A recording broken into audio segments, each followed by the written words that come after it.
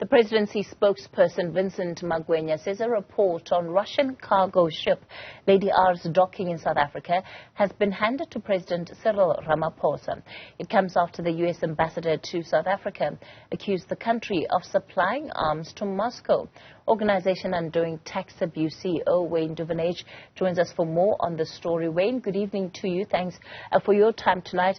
A bit of a difficult conversation to have because as things stand, we don't have that report, and already indications from the presidency were that it's unlikely the president is going to make it public. Do you think, based on what we are hearing now about what is potentially contained in that report and that it doesn't look like there was wrongdoing on the part of South Africa, that it must be made public? Yeah, look, I think if there is nothing to hide, then the report should be made public. You know, we have such a low trust deficit in our government here in South Africa. In fact, the Newzroom Trust Barometer that does research on this for years, we are the lowest in the world when it comes to trust by the public in government. So this doesn't do any favors when they want to keep reports like this under wraps. So if there is nothing to hide, then surely we should be able to see these reports, despite the fact that he might want to redact a couple of issues related to state security matters or sensitive issues. But one should never redact that information that tells us clearly that there was nothing. Let's see why we really need to understand why that is the case. The issue of trust that you bring up, Wayne, is such a big one because with this particular story here, it seems that what the Defense Minister, Thandi Modise, had said at the time about what that ship was carrying did in fact hold, at least as far as the inquiries, investigations are concerned. But because there's just such little faith in the system and such little trust in the system, up until now, it was still largely unbelieved. Do you think that that will change? No, I don't know. You know, again, do you think that the U.S. ambassador would stake his life on a claim like that unless he had some other information that we don't have? But as you say, the trust deficit is so low. There are other things like why are the transponders switched off for the ship to slip into the Simonstown harbour. It leaves under the dark of night after loading stuff on. They say at night was food and supplies for the ship to get back to its next destination.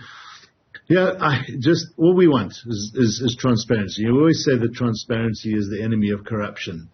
And unless we have transparency and unless the president does share the information as openly as possible, then there's always going to be doubt. There's always going to be speculation. Again, because we just don't trust this government. And we have a lot of reason not to trust this government. At this point, though, one would make an argument that surely by now it is incumbent on the U.S. ambassador to produce the evidence that led him to making those statements in the first place.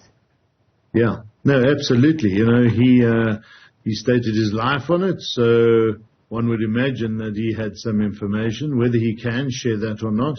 And we do see that the relationship has been mended, was a bit heated at one stage. But I guess this is a public and government issue, and the public do want transparency and openness. So, you know, can we have all the information, please? There's no need to hide the report.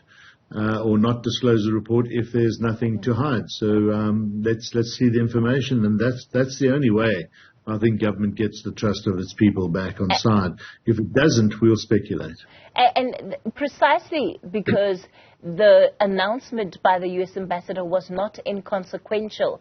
It had big ramifications for this country, for our currency. So for the people of South Africa, it's ordinary men and women that had to bear the brunt of the consequences of those statements. Do you think we need to see a lot more pressure being put on the U.S. ambassador? Well, possibly, yes. You know, he made those claims. They were quite very strong claims, by the way.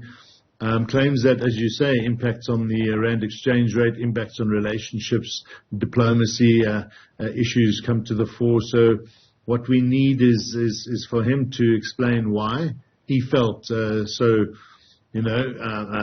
strong about his claims that there were arms and ammunition put onto that ship. And if he can't, then one starts to question whether the next time Mr. Brigady says something, that whether we're going to believe him or not. So a lot of this has got to do with facts, and we need the facts.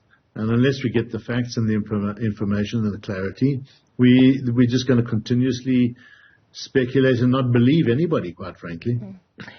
Wayne, let me end it off here. Of course, this kind of report is of great public interest. While the presidency mounts the decision about whether to,